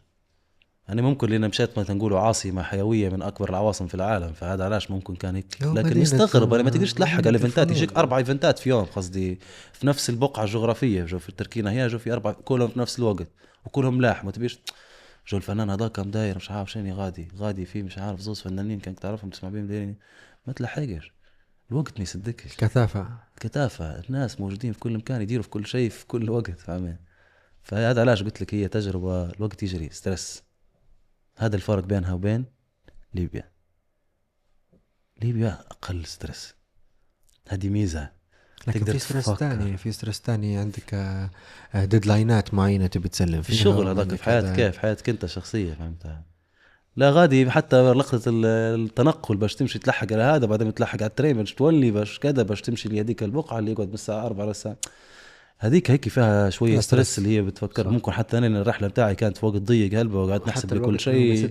تخافش انك انت مثلا ما تلحقش على الحاجة هذه اليوم بيعطلك يوم تاني بالزبط. وهكذا كله مربوط ببعضه وكله هنا ترخي عضيماتك فكر براحتك دير حاجتك بشوي عليك يعني أقل ستريس بهالبه هنا تقدر تفكر في الحاجة بشوي عليك. لكن ما تقدرش تاخدها هي ليبيا كهي الأساس اللي أنت بتعرض عليه. يعني بنقول لك فكرة إن أنا مثلا أي شيء بنديره جو بندور لا أوكي أنا بناخذ ليبيا وبنعرضها وين هنا وبرا. أنا هيك بديت نفكر تو قبل أن نفكر مثلا إن أنا ندير معرض هنايا وكذا لا حتى البرا ممكن تساعد وتسهل أكتر. لكن شنو بهويتنا وبحاجات تنتمي لنا إحنا والليبيين حتى هم حيحبوا يشوفوها بإذن الله. يعني الراعي فيها حتى الحاجات المجتمعية وما إلى ذلك باش غضوة بعد غضوة. أنا إنسان مع الناس ما جبتش حاجة من برا. أنت بتمشي بتمثلنا فلازم تكون حتى أنت شني يجيك كلام ما تجيبش حاجة والله الرسم وجوه مش عارف شني كذا هذا مش شامس ولا اليوم. يعني هذا موجود لفترة طويلة. يعني أنت بتبعد على الوجوه في حاجات ما تقدرش تفصلها ما تقدرش تقعد ديما تفصل فيها. فانت لو حسيت ان الحاجه هذه ممكن تدير لك وتقدر تستغنى عليها. ده الستايلك نشبه في حاجات ان هي فيها اشخاص لكن فيهاش وجوه بالضبط انا بديت نراعي في موضوع وتوصل نخدم مره في حاجات زي هيك ونقول مثلا تمشي وبعدين نقصتها هلبة. يعني نحاول انا تو بديت شني نرسم في شخص، تشوف الشخص وتشوفه شنو يدير لكن ما تشبحلاش وجه، تشبح اللبس، تشبح الاكسسوار، الزينه، الخيل كذا، تشبح خيل مرسوم لكن ما تشبحلاش ملامح، ما تشبحش حتى صوابع عيدين، مرات تشبح شني ظلال والقماش بس انعكاسات ظل وضوء. نحاول ان نبسط الموضوع قدر الامكان يعني، فهمت يعني عادي نقدر نستغنى لها الحاجه هذه، يعني مانيش انسان مخصص في رسم الوجوه وما الى ذلك فهمتني، باش حتى انا بدك نقعد اخش شني على بورتريت اكتر شبهات فكني وكذا ما نبيش نخش في مواضيع هلبة فيها شبهات وما إلى إيه، ذلك. ومش مضطر نشرح لك، انت جيتي من اوروبا تسال فيا علاش، انا مش مضطر نشرح لك. إيه، كل واحد انا عنده هيك نحب ستايله وكل شغلي. واحد عنده جوه وكل واحد عنده بالضبط برنامجه. بالضبط. نبي ندوي معك في موضوع ديما نحب ندوي فيه مع الفنانين باهي اللي هو موضوع الإدارة الفنية والظهور الإعلامي والتسويق بدأت فوقتنا احنا توا مع المنصات ومع الجو اللي صاير. شنو تحس في أهمية الإدارة؟ هل تقدر أنت مع نفسك أنك أنت تدير إدارة أو صعب لخدمتك لأعمالك لمواعيدك لزباينك من ناحية إدارية التسويق حتى الظهور مثلا للببليك النقاط هذه هل تحس فيها مشاكل معينة فيها صعبة تاخذ في مجهود فيها تقصير مش تقصير تحس في انك انت مثلا ضروري تكون متواجد بشكل كبير شنو النقاط المهمة في الموضوع هذا اللي انت تشوفها؟ هو مهم موضوع هذا. شوف التسويق مهم بقى انك انت تسوق لنفسك. في اللي يقول لك تسوق نفسي بشغلي بس، يعني هو مرات لا يكفي فهمتني. يعني مجرد شغلك هيك مجرد صورة هي مش حتعطي كل شيء عليك. صح انت لازم تعبر عن نفسك. الظهور مرة كويس انك انت تتكلم او تعطي رايك. في نوع من الفنانين ما يوروش في وجههم مرة واحدة وقاعدين واصلين يقولوا زي بانكسي مثلا في العالم، ما فيش حد يعرف، لكن قصته مختلفة. هذاك انت مش حتقدر تكون بانكسي في هذاك اعتقد في الكونسبت نتاعها هذيك حتى فكرة مختلف. وحتى نوعية الشيء اللي يدير فيه فيها قصة نوعية هو أصلاً الأعمال كيف وطبيعة بدأ. الأعمال وش تحكي الأعمال بالضبط. هو جرافيتي يخلف حاجات في الشارع في مكانات مثلا نقول مرات غير قانونية ويعطي في فكرة معينة في وراها حاجة، لكن انت بتجي تقول لي انت لازم تدير ولازم تدير وتصور وتمنتج وتنزل وكل يوم وكذا. والله هي النقطة هي مهمة وانا عارف ان هي مهمة، لكن ما تجهدش نفسك بها. انا سمعت مرهقة جدا، انا سمعتها هلبة الكلام هو، وكنت في بدايات يعني مش في بدايات، في منتصف مراحل بتاعي انا بديت نسمع في النصايح حل في ودني. كويس انا حد ينصح هذه حاجه كويسه بس هو مرات مش في البوزيشن بتاعك انت ومش واقف في مكانك انت مش عايش اللحظه بتاعك فهو ما يقدرش يعرف مثلا ان الفنان في مود معين باجواء معينه عنده حبل افكار ماشي سارح كذا يعني هو خاش في المود. فكره انك انت مرات دخل معها حاجة تانية لأن زي ما نعرف احنا انت بتخدم فيديو تبي درجة روق معينة انت خاطرك تدير الشيء هذا. انت مرات تبدأ تفكر في العمل متاعك ولا بتفكر مثلا الزاوية هذه خلينا نغير التليفون حطها في التركينة التانية ولا الكاميرا ولا اللي هو فهم ما يعرفوش الشيء هذا او مثلا مرات ما يعرفوش مثلا انك تنسق مع حد بيش يجي يصورك يعني يخشوا في تكاليف زيادة يخشوا في امور زيادة في إدارة زيادة. انت مرات بالزبط. انت قاعد انت لاهي تدير في إدارة للعمل الفني متاعك بالضبط يا توب بالضبط. فتلقى روحك بتدير تزيد في هلبة حاجات تانية جديد. وتزيد في مرهق. ايه مثلا قناة تكلمك تقولك انا نبي ندير ريبورتاج مش عارف شنو يكلمني لما عندك شغل انت مرات من كثرة الهدك او خلينا نقولوا الرام متاع راسك معبيه بامور معينه لها علاقه بالشغل مايل اللون طالع مش هو يسال فيك بالله يدير لي اللقطه ما انا تصير معاي مرات في رسمه في جداريه يجيك حد مرات انت مفصول من العالم اللي هو قاعد يفكر فيه، هو يبيك يشوفك بصوره معينه وانت تشوف في حاجه تانية مختلفه فهمتني. ترى حول لي هي شويه هنا ترى حول لي هي شويه هنا. هذا بمثال لمشهدك جو انت تخدم في حاجه وهو جاي مثلا بياخذ معك مقابله صحفيه بيمشي في حاله يعني انت بالنسبه لك موضوعك مش موضوعك، انت كويس ليك في كل الحالات، لكن في نفس الوقت انت حاليا في اللحظه هذيك عشان تفكر عندك وقت عندك حياه عندك الوان تشوف فيهم مركز فيهم كذا. هذا انت مش انت اللي تدير فيها بنفسك وشوف قديش تعرق لك. انت مرات مثلا عندك حاجات تفكر فيها مثلا المود متاعك يعني ممكن في يومين الانتاجيه مثلا ما تكونش احسن حاجه بينما مرات في نص يوم الانتاجيه تكون اكتر بلبه من اسبوع وهذه تصير هذه لها علاقه بالمود لها علاقه بالديستراكشنز لها علاقه بانت دماغك قداش شم فيه شم ما فيش ف أم، شوف بالنسبة للنقطة هذه ولا هي أهم تفضل. أهم النقاط اللي بنشوف فيها يعني بديات لازم تدرس تتوضح لكل فنان يبي يسمع مني نقطتين ما يفكر فيهم بينه وبين نفسه ويشوفهم لو أنا ما عادش تخلي موضوع ضغط نفسي على نفسك. ما قال ما تقعدش تلوم في نفسك على تقصير. انت مش مجبر تكون انسان مشهور. انت تبي سمعة طيبة وتبي تعرف بنفسك. انت مش مضطر تكون انسان مشهور كل يوم ينزل وكل يوم يشوفولك في جديد. انت ركز مع شغلك. شوف عندك حاجات تانية اهم واولى ممكن تختفي 3 شهور تقطع فيهم بعدين ترجع بحاجة جديدة. هذه حاجة كويسة. لكن انت بتقعد تسمع بايد ركز في الحاجة هذيك. تمام حاضر. انت ناقصك الحاجة هذيك تديرها وتسمع. في كل مرة تلقى في النتيجة مش هذيك الفرق. فهمت يعني حتى انت مثلا ناقصك وين مختفي. طير يعني خلاص يعني انت درت كل شيء بيجيك ديما الانسان اللي يشوف في حاجة ناقصة.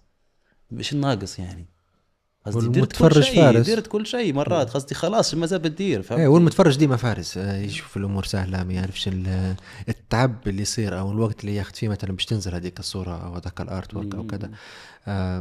مش لازم اشرح لك انا نقول لك راوني سبب حتى فكره كذا، لكن الكثافه عادي. الكثافه وين ماش نزل، مم. خيرك ماش نزلت مثلا ولا كذا.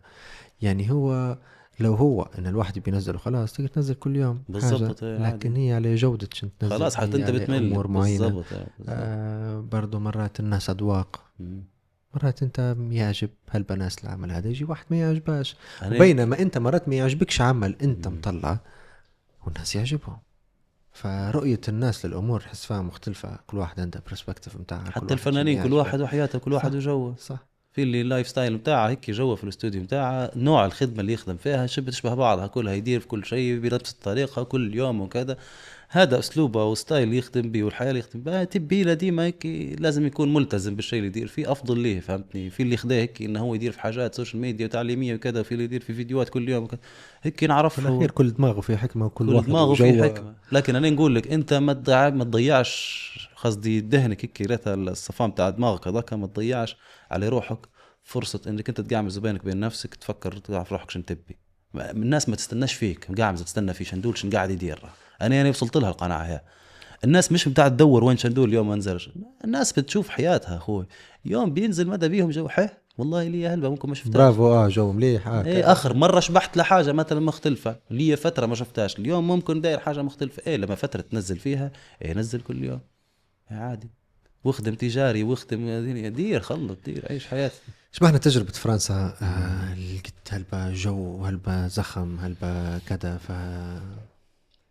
من غير ما نحن كلنا فرحانين بفنان ليبي دار الجو هذا في مكان زي هو او في لوكيشن زي هي. شن تشوف ان شندول مازال عندما يدير هنا، وشين الحاجات اللي ناقصة لو توفرت لشندول حيقدر يدير هالحاجات هاي. نقطه مهمه جدا حلوه النقطه هاي. اصلا اول شيء يعني من غير الحاجات احلم ما دام الحلم بالبلاش. من غير الحاجات اللي انا درتهم هم سهلوا لي اني وصلت مثلا فرنسا الفتره هذيك. فهمتني مش حصلت الدعوه متاعي كذا.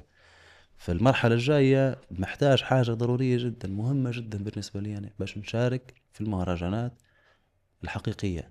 المهرجانات الكبيره اللي فيها فنانين ما بيش نقول مثلا ضخمه لكن باش انني يبدا لي وجود اوكي شوفوا شغلك. ايه تمام.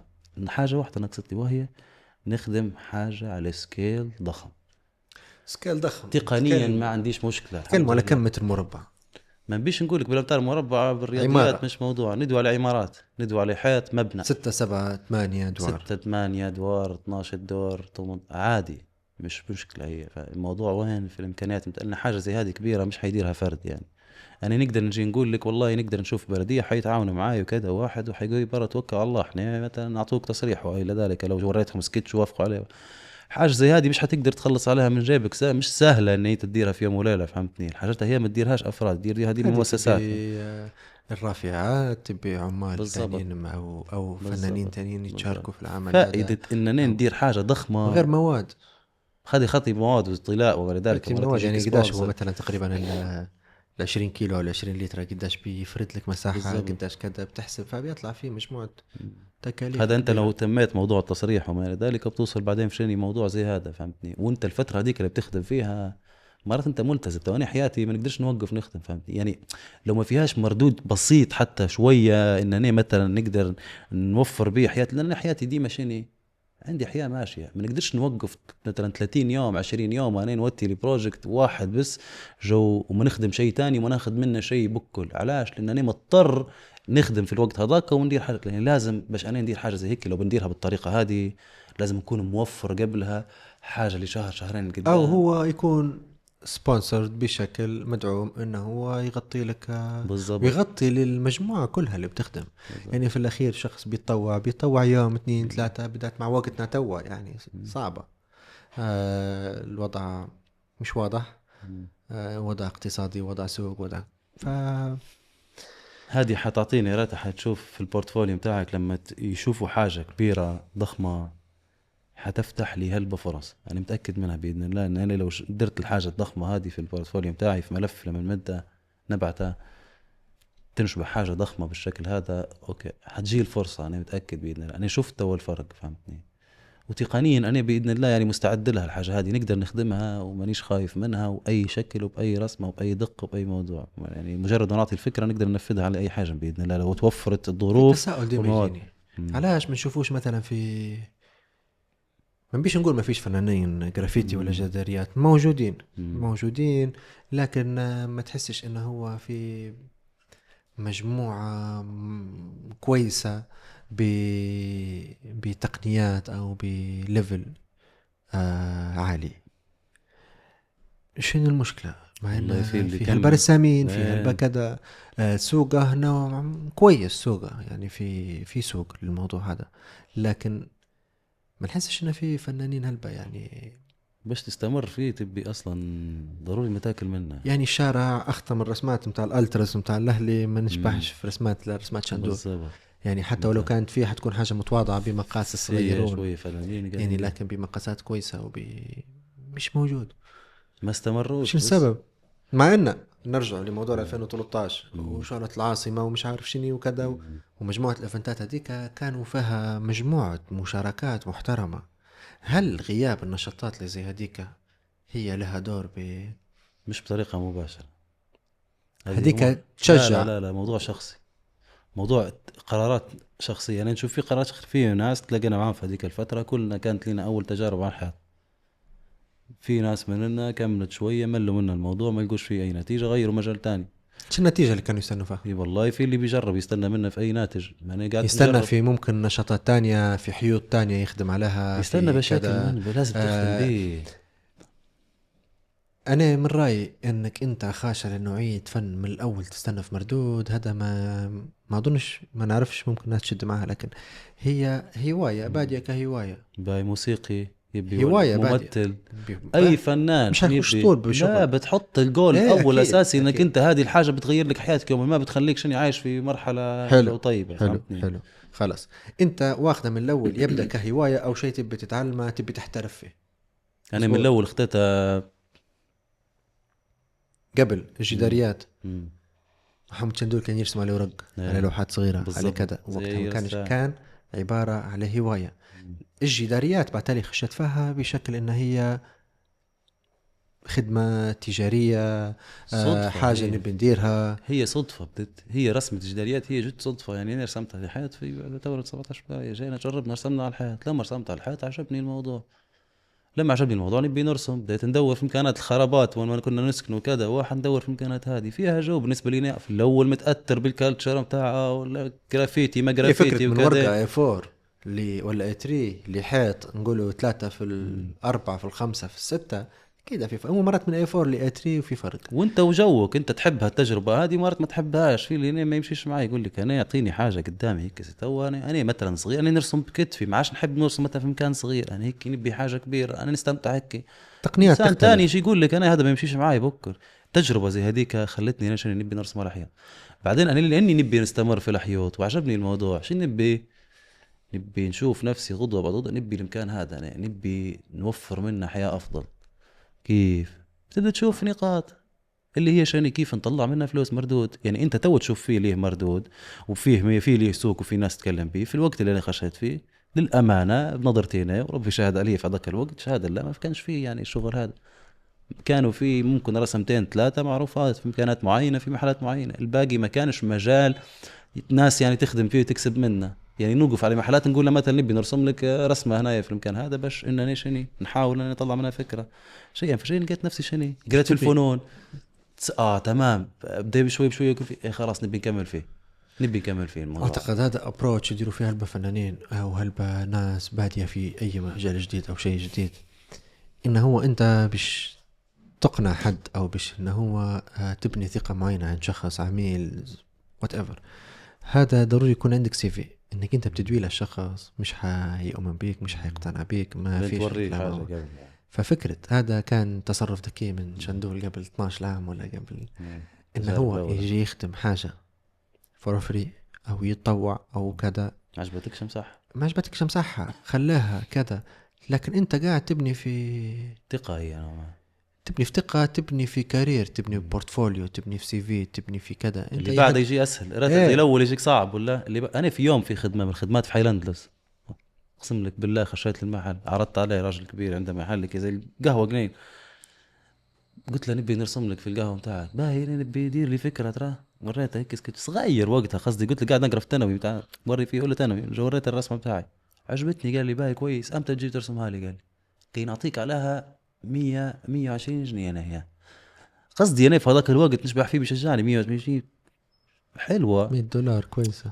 قال لي نعطيك عليها 120 جنيه لا وقتها حتى العمله ما توكا نعرفش انا وقتها شنو بالضبط لكن قال لي نعطيك 120 جنيه. جبت المواد وكل شيء واحد جيت نرسم له خطمت قدام محل خفت هربت مع الجات ابوك ما كلمنيش وقتها لان حتى التليفون ممكن في هذاك الوقت ما نتذكرش اني اعطيته رقمي نخطم ريته حتى لما نمشي ولد عمي قبل محل لوس قص طريق من جهة قصة الطريق ما بيش نشوفني لين حولت القهوة تعرف قاعد عندي منه عقدة كان أذكر اليوم هيك حاز في نفسي عرفتها.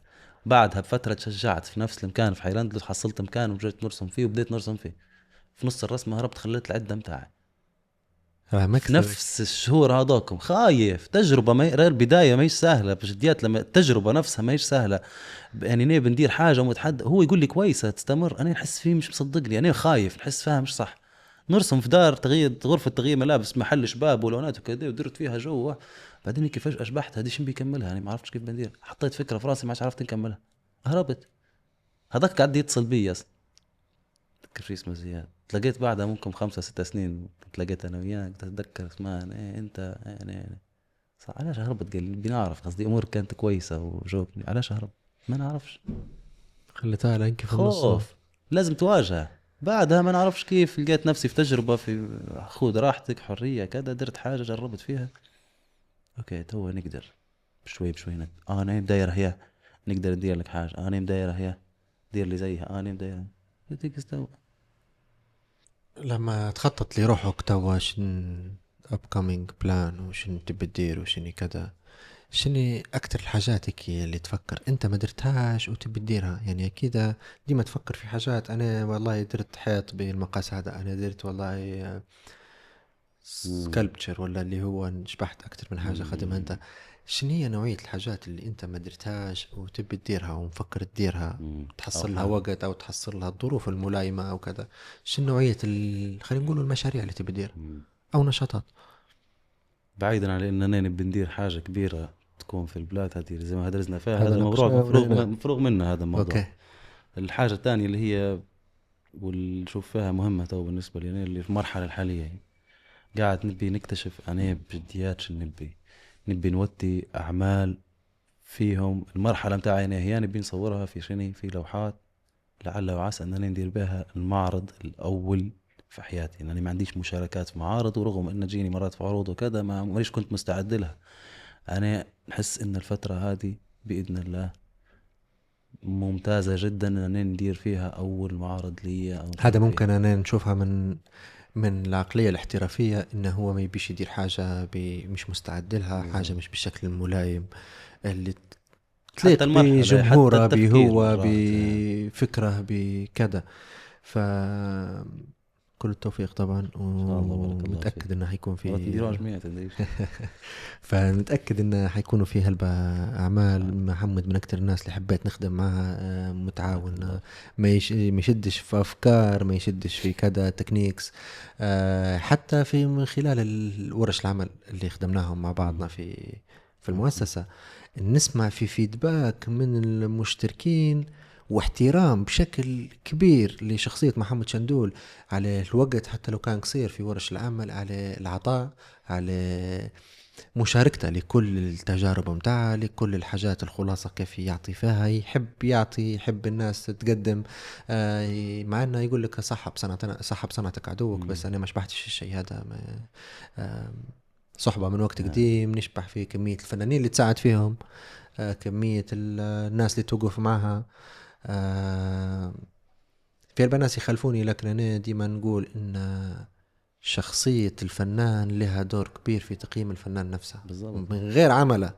يعني نقوله إحنا نقاط، لكن ما دام أدوانا فهي أدوانا فهي. في ناس ديما تقول الفنان مفروض ما يتكلمش في سياسة، في أفكار، في كذا. إيش رأيك في النقطة هي؟ هل تحس إن الفنان مفروض يتكلم في أمور البلاد، سواء تكلم أو عبر من خلال العمل متاعه؟ الطريقة اللي تناسب وضعه، كل واحد الطريقة اللي تناسب وضعه نشوفها عادي. ايه مرات ليك اسقاطات معينة بتتكلم عليها، بتقدر توعي فيها نقاط، خليك إيجابي. إن أنا بالنسبة لي أنا ما نشوف إننا نقدر نتكلم وننتقد، وإحنا مفروض لكن نختار ديما في الجانب اللي هو شنو نوعا ما نحاول، والله أعلم. لو باللي فيدك، باللي تقدر تغيره، اللي نقدر فعلا نديره بفكرة، ما نتكلمش على حاجة كبيرة هلبة أوسع مني. مرات نجي نتكلم صح. على حاجة ضخمة، أنا نتكلم مرات على فئة الفنانين والناس هي وشن تقدر تقول، ونتكلم عن الناس اللي تتفرج على الفن شن تقدر مرات تعاون فيهم وكذا. ممكن أنا نقدر نقول لك نساعدك، لكن في أمور مثلا كبيرة أو مازال أنا مش مستعد نتكلم عليها اليوم. والله أنا توا ما نقدرش نتكلم، مش مجبر أنا مثلا نتكلم زي ما السكيل ممكن يتغير حالي، ما تقدرش تعرف أنت شنو هو. مرات نقدرش نتكلم عليها زي ما يتغير سكيل الرسمة، ممكن يتغير سكيل الأفكار، سكيل بالضبط. لكن هو الإنسان لازم يكون عنده مبادئ بجديات. يعني حتى قصة الفنان لما يجي يقول لك يرسم مليح وهذا ما يرسمش مليح، لكن هذا جو يخدم ويبيع مشهور وأعماله غالية، وهذا ما موضوع حتى ليها قيمة الفنان، قصة الفنان شن دار، الناس آمنت بيه، دار حاجات في حياته ما نعرفش، لكن الشخص لازم يكمل الفن متاعه للأمانة بفكرته، بشخصه، بكلامه. الله أعلم. كل إنسان نتيجة لتجاربه، اللي مر به، لهلبة حاجات. فأنت ما تقدرش تقارن نفرين مع بعضهم، ما تقدرش تقارن، لأن فيش نفرين جو بنفس الظروف، بالضبط، نفس التجارب، كل واحد حتى بالضبط، حتى خوت كل واحد بتجاربه، كل واحد بفكرة، كل واحد هذا واحد من الحاجات اللي بتخلي في اختلاف.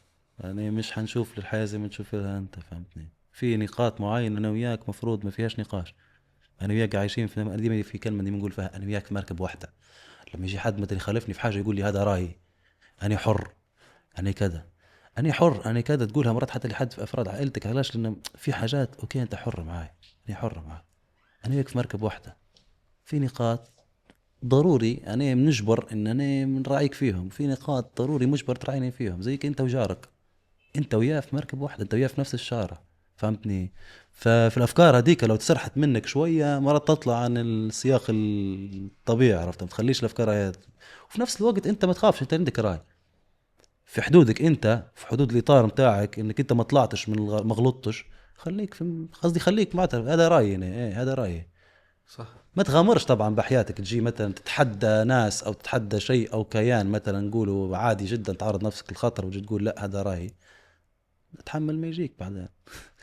صح، فهمتني؟ تبي تستمر وتبي مازال تعطي، انت ادرسها مليح، امتى تعرف امتى تنوش على نقطة معينة. الموضوع في شوية ذكاء، في شوية مش ذكاء خلينا نقوله لك، في شوية حسبة، ايه في حسبة، في وضعك الواحد يكون شاطر شوية في اختيار المواضيع، الأوقات، برضو الظروف تريكي شوية الموضوع. بالضبط.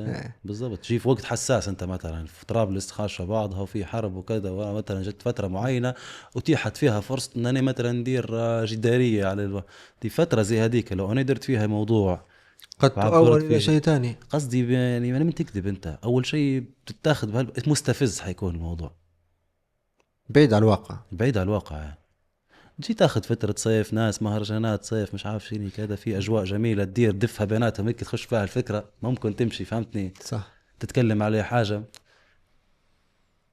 جيش تقول لي والله يتكلم على حرية الكادات، يتكلم على المرأة، يتكلم على في شيني باهي. أنا عندي قضايا تانية أهم توا، ما نبيش نقول لك أنا ما عنديش ولا ما نبيش نتكلم او هذا ولا مش كذا. مهم مثلا، بالنسبة أو مش لي كذا. أنا كل مانيش، واحد ما عنده نبيش نقول لك الاولويات رأيي، بتاعه. أنا ما نبيش صح. نقول، أنا مش من في أولوياتي امور مثلا.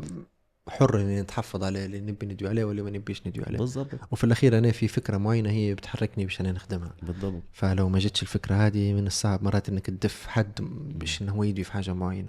انا نفهمش في الكوره، باش ندوي لك على الكوره او بالسيف تبي ندوي على الكوره. تبي شوي بشوية توزنها هيك، توزنها. لو ولدك ياسين مم. ربي يعطيه الوقت الطيب شوفوا عندك وتفرح إن شاء به، الله. جاء في يوم بابا انا بنولي حتى انا بنشد الصنارة وبنبدأ نرسم، انا بنخش على كذا، انا بنبدأ نرسم في جرافيتي، في اي نوع من انواع الفنون هي اللي هي صعبة شوية، وضعها مش واضح وغيره. يقولك انا نبي نكون فول تايم جوب ونبي نخدم في الشيء هذا ونبي نحقق ونبي ونبي ونبي ونبي، مش هترد عليه؟ أنا يعني ينشني نعطي الأدوات بإذن الله. إن شاء الله ربي يوفقني في تربيتها. طبعا إن هي حاجة هذه أول مرة، أنا مسؤولية. لك مسؤولية كده. أنا يعني نعطي الأدوات، نحاول إن أنا نعطيه النقاط والمعادلة اللي بيمشي بيها باش إنه هو شني يعرف أمتى يوقف أمتى يقدم في أي شيء. المعادلة هذه هو يستخدمها شنو يبي. إن شاء الله حتى يبي يلعب كرة، يبي يولي ملاعبي، يتفضل. عنده نقاط معينة نعرف إن هي شني لو خش لها حيغرق فيها، حتصير له فيها هلبة أمور من تجاربي أنا في حياتي. فحنحاول يعني نقنع بيها قبل ما نفرضها عليه مستقبل، يعني هو يقتنع إن هذه مش حتوصل لشيء. اختار الفن أهلا وسهلا، اختار يلعب كورة أهلا وسهلا، اختار القراية والطب وما إلى ذلك يتفضل يختار شنيب. أنا ماذا بيه هيك، أنا تربيت هيك الأمان، خذيت القاعدة استثمروا في تربيتي خذت وتلقوني الراحة، مش الراحة لكن خلينا نقول الحرية في اختيار المجال، مجالك، تخصصك، ترسمت حياتك بروحك. الحمد لله. يعني هذه اخذت فيها حريتي، اختار شو تبي. وسمعت هالكلام بايخ قصدي، يعني عندنا العقلية. حتى هذه لها دور كبير اعتقد ان هي في الثقة اللي تحصلها من العائلة لما هم يدعموا، لما هم، لان بيش نقولها بالشكل هذا لكن المجتمع نوعا ما محبط في هالبأوقات، في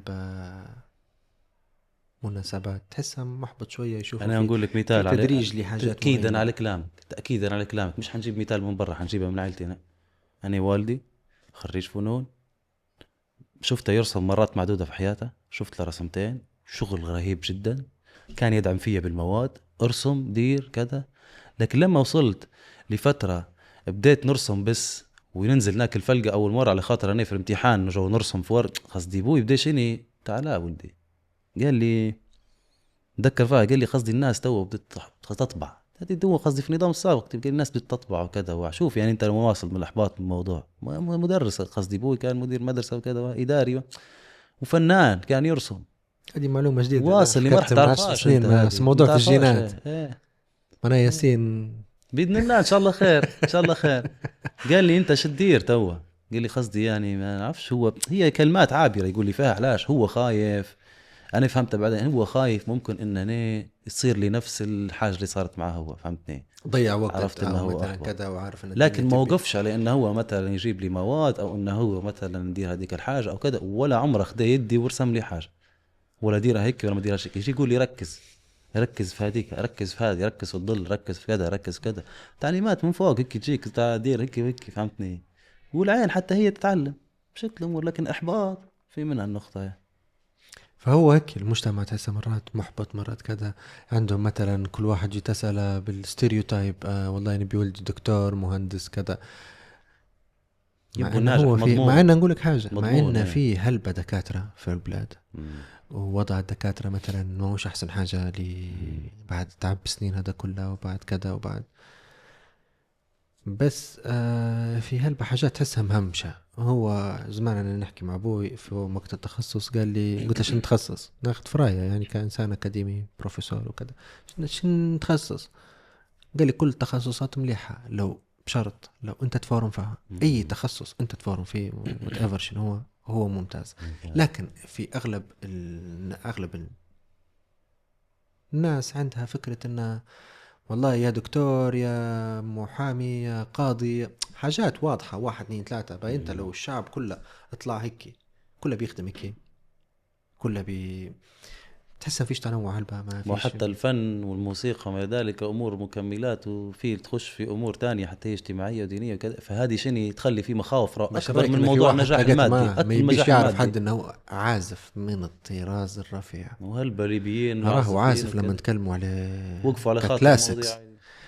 المواضيع. ما قدرش يكمل. مش نقول لك من احسن ما سمعت في ليبيا ما قدرش وحتى برا ليبيا. يكمل. ما يبيش الناس تعرف انه هو يعزف. بالضبط. عارف البنات، يعني نعرف البنات مشت يدير فيه نفسه يتموزك كذا، لكن هو حرام موهبة زي هذه تضيع، حرام. ممكن السنين تو الأخيرة الموسيقى بتخش راه في موضوع مازال اقوى من الرسم، راه نقولها لك الامانه. والله أعتقد ممكن تشوفها ابسط كل انت كذا. ارت فورم عندها عندها التحديات متاعها. هو الفن بصفة عامة حاجة لكجري، حاجة زيادة، حاجة تقدرش تحطهم مع بعضهم. انا ما ما هو بحبش ما هو يعني هذه اطار نظرة. تحطهم كلهم مع بعضهم هيك في اطار واحد، مرة تظلم حاجه تانية. راه قصدي نقول لك مش اي مش قصدي في مجتمعنا احنا تقدرش تحط الرسم مع الموسيقى مع السينما مع أكيد هي كل واحدة واخدة لان في وحدات ممكن تمشي، خصوصيتها. ممكن تقدر تحورها وتمشيها وتخدم بيها وتطلع منها قرش وكذا، وتلقى روحك شني مع انت امور طيبه مع المجتمع. وفي حاجات تانية مهما حورتها قاعدة حاجة مش مقبولة، وصعب جدا انك انت تكمل بها. يعني تواني زي ما انت نقولك تجربة ابني ان شاء الله ربي يوفقني ونقري ونعطيه، لكن ماذا بيه يختار الحاجة اللي حتى هو في المجتمع بتاعه لما بيديرها ما يخالفش هلبة. مش لان انا مثلا كذا، لكن انا نعطيه انت في الاساسات. منظومة اجتماعية في ما تبيش تطلع منظومة منها. منظومة اجتماعية، يطلع ما يطلعوش ما يطلعهمش. انا لقيتها هيك. انا مش حنجي نجيب حاجة من السماء ولا بنجي نغير مجتمع حول. انا لقيتها هيك، مش معناتها تبع القطيع. لو بنميل ناخذ هيك زاوية معقولة، فهمت يعني؟ اوكي نمشي انا وهم بحداي ندفى بيهم، قال نشبح نخش فيها. ما تحط يدك في النار تلت ساعة توخر تصقع، خليك عرفت هي النار قدامك وانت تدفى بيها شوية بس هيك، باش حتى انت ما تقعدش بروحك في اخر لحظة، فهمتني؟ تلقى حتى انت ديما من يدعمك ومن يكمل معاك وكذا. قصدي جنة من غير ناس ما تنداس، يقول فاز استغفر الله يا ربي، ولا الواحد بيقول لك. لكن الحاجة لو ما فيهاش دعم من الناس ما عندك عاش تتحدى فيهم. لو انا ندير في حاجة هم ما يبوهاش، قصدي هذا اولى ناس واهم ناس، لو هم ما يبوهاش ماني يعني مين بنوريها اللي مين بيكون مين بيقول لي فخور بيك واللي بتدير فيه. صح. تحدث مني عناد، هي مش عناد. هي هو شو اللي بيغدي الفنان انه هو يعطيه الطاقة او البنزينة باش انه هو يكمل ويقدم، ومع الصعوبات هذه ومع فترة الكساد ومرات ترقد الحكاية، ومرات في حاجة معينة تخلي الواحد يرجع ينتج، في صوت مرات في داخل الداخل، مرات في تحفيز معين، مرات في يعني مجموعة حاجات ممكن هي اللي، وكل واحد على حسب في الأخير الإكسبيرينس بتاعه ولا الظروف اللي يمر بها أو وضعه أو.